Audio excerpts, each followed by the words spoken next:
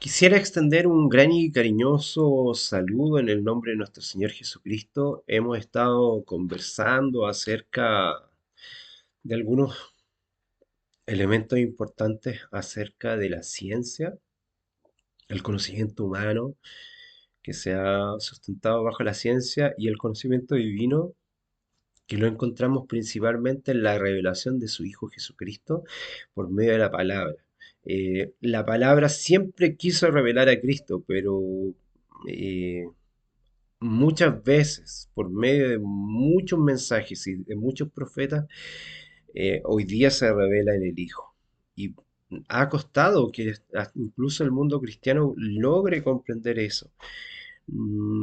Entramos en discusiones entre nosotros mismos. Así como discute la ciencia, también debemos reconocer que los cristianos discutimos entre nosotros mismos con nuestras posturas. En realidad, desde algunas interpretaciones bíblicas hacemos teorías, hacemos fundamentos que desde las interpretaciones eh, chocamos incluso con nuestras creencias, con otros cristianos. ¿Qué Qué tontería, me hago cargo de eso, porque Cristo quiere llevarnos a toda verdad, y toda verdad la podremos vivir y la podremos sentir en el Espíritu Santo.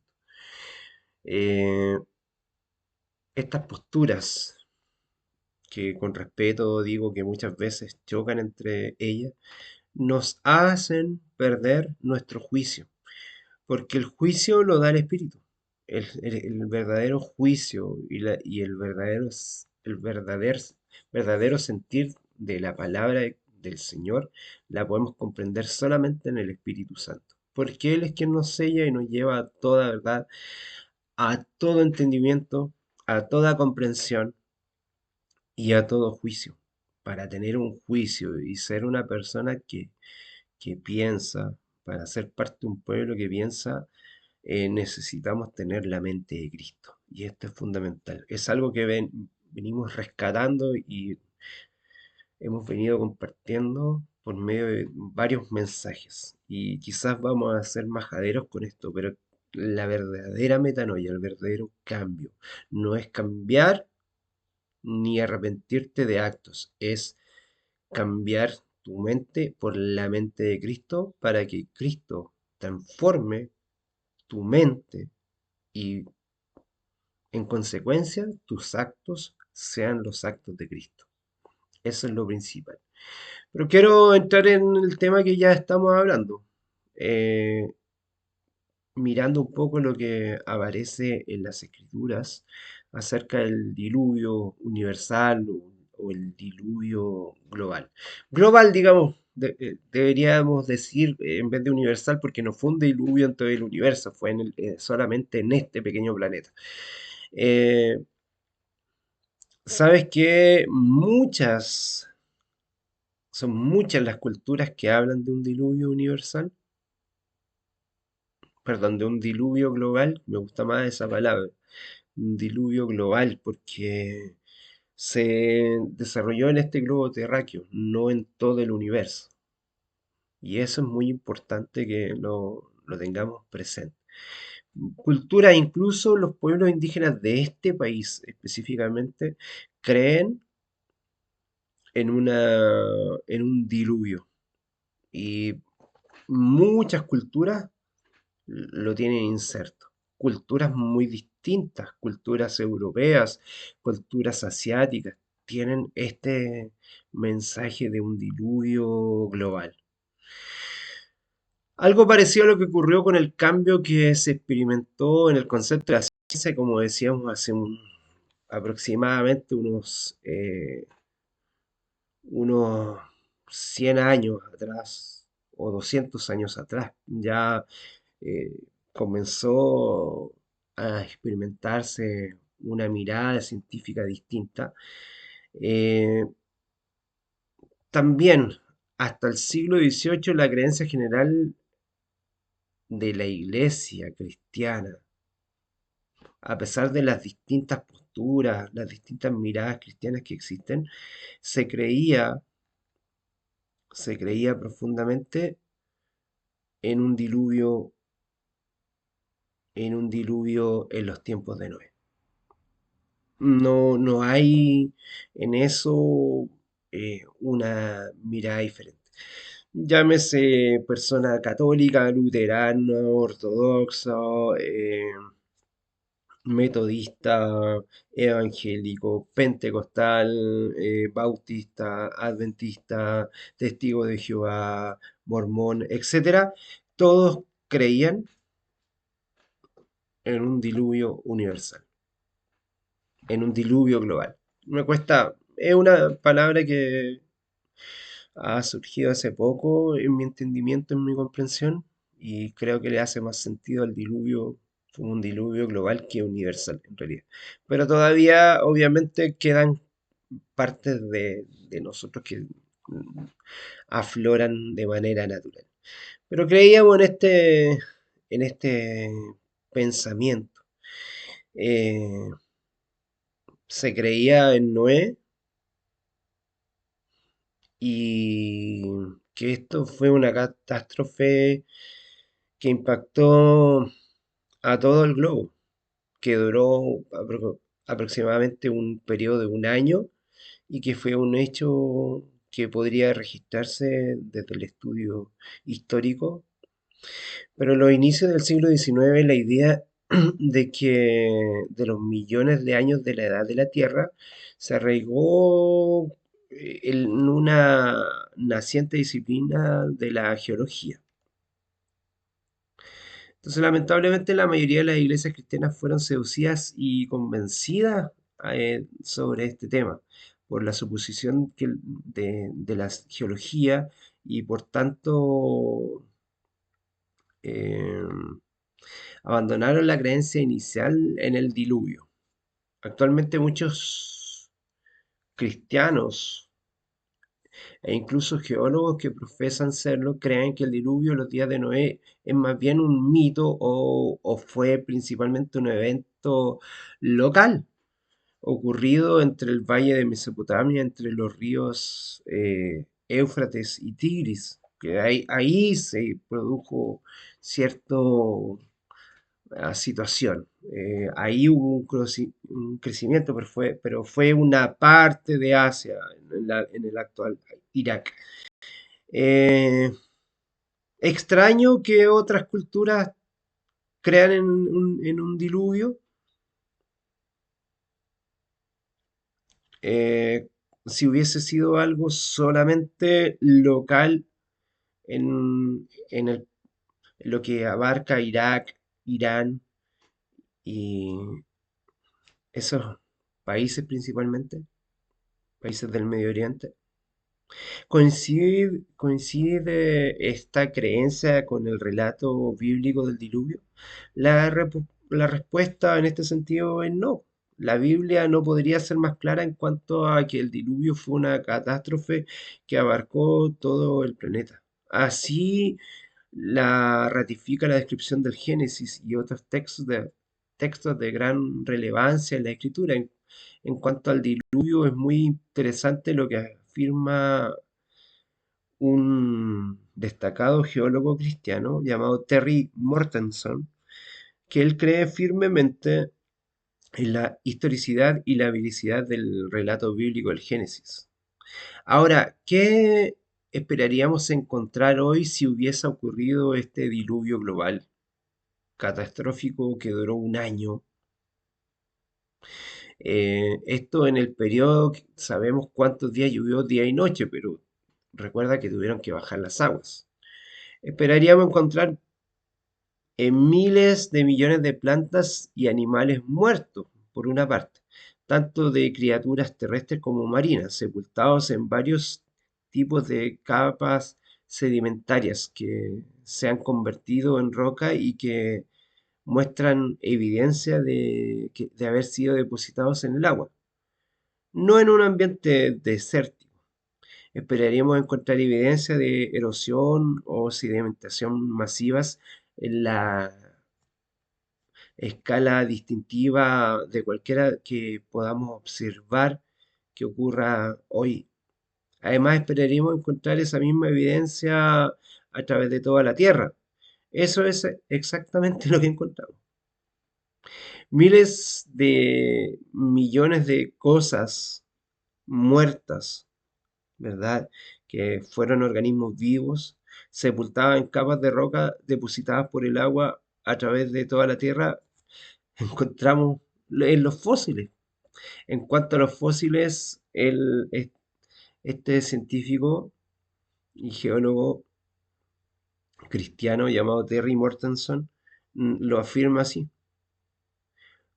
En cuanto a los fósiles, él agrega, lo que vemos en términos de miles de millones de fósiles de plantas y animales en capas de sedimentos de distintas zonas geográficas fueron depositados por el agua. Es exactamente lo que esperaríamos del diluvio en los días de Noé.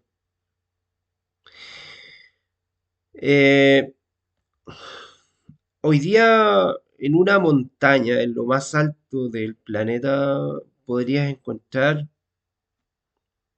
la presencia de un crustáceo, de, de un molusco.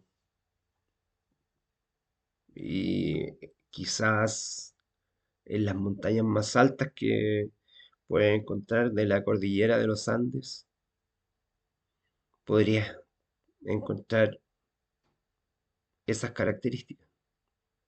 Y en distintas zonas del planeta. Como en montañas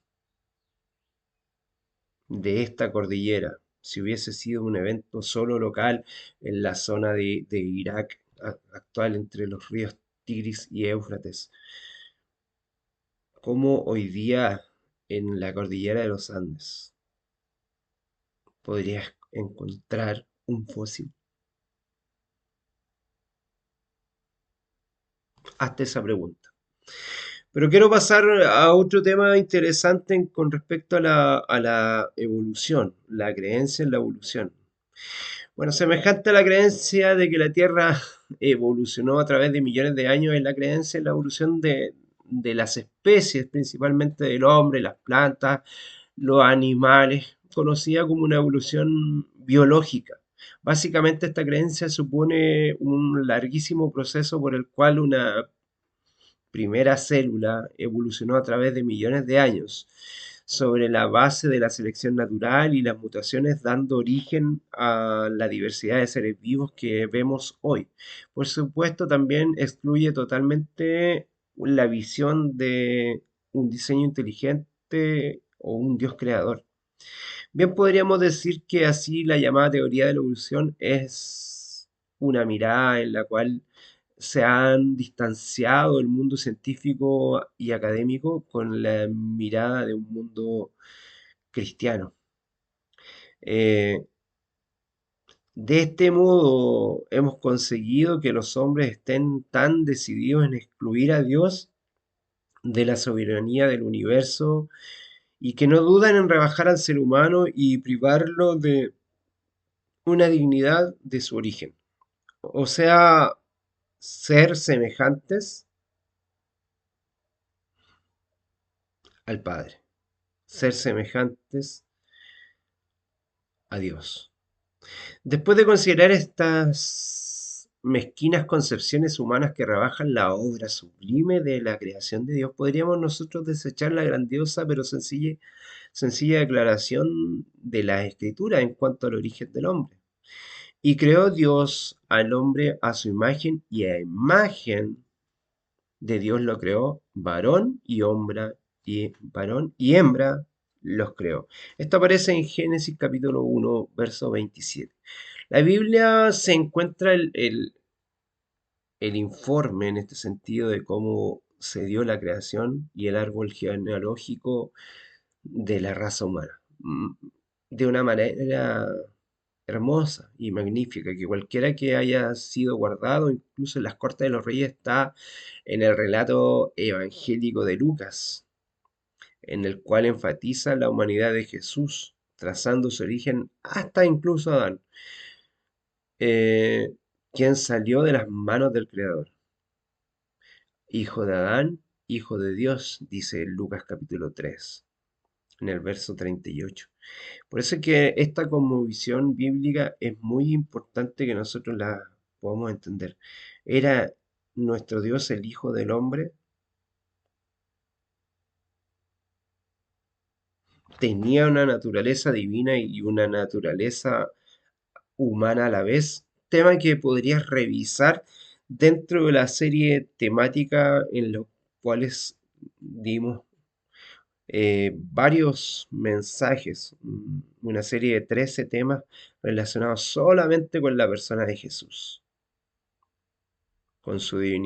tanto con su divinidad, con su humanidad, con su rol, con todo lo que en eso conlleva. Pero también podríamos hablar de la cosmovisión bíblica, que nuestra mirada desde la cosmovisión en el conjunto fundamental de creencias que determinan la forma en cómo interpretamos el mundo, cómo miramos el mundo y la vida, la cosmovisión cristiana se construye a partir de la palabra también, de la palabra de Dios. Por la fe comprendemos que el universo fue hecho por la palabra de Dios, de modo que lo que se ve fue hecho de lo que no se veía. Así nos expresa Hebreos capítulo 11 principalmente en el versículo 3. La Biblia no debe ser probada por las ideas que tienen los hombres acerca de la ciencia, sino que la ciencia debe ser sometida en este sentido, debe ser sometida a este entendimiento y a esta comprensión humana. No para discutir, no para pelear, ni para que una se subyugue a la otra, sino que para que podamos comprender y acercar estas posturas. Eh, Y esto, sin embargo, el estudio de la ciencia no debe descuidarnos. El estudio de la ciencia, que es importante que lo podamos tener, no debe descuidarse con este propósito. Deben emplearse los libros y las declaraciones científicas que estén en armonía con las escrituras, y aquellas que no estén, poder llevarlas al mensaje de la revelación de Dios. Porque la Sagrada Escritura, nos da la norma. Las obras de este tipo son las que deberían estar en las manos de los estudiantes